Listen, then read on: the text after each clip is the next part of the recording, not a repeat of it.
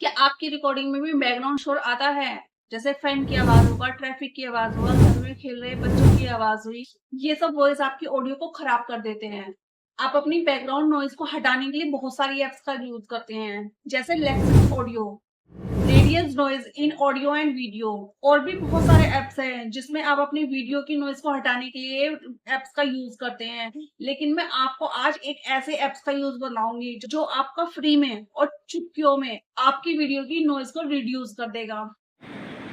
सबसे पहले हमें प्ले स्टोर पर जाकर यूट्यूब क्रिएट का बीटा वर्ज़न डाउनलोड करना है, वाईटी क्रिएटर पर जाना है और सबसे नीचे जैसे ही आप आपको प्लस के आइकन पर क्लिक करना है, अपनी वीडियो को सिलेक्ट करना है और जिस भी वीडियो की आपको नॉइज़ को हटाना है आप उसको सिलेक्ट करेंगे। जैसे ही आप सिलेक्ट करेंगे तो आपको नीचे की साइड बहुत सारे ऑप्शन नज़र आएंगे। उसमें आपको ऑप्शन आएगा वीडियो क्लीनअप का। जैसे ही आप उस पर क्लिक करेंगे तो आपका वीडियो की जो नॉइज़ कैंसिलेशन का प्रोसेस स्टार्ट हो जाएगा और आपकी वीडियो की सारी नॉइज़ उसमें से हट जाएगी।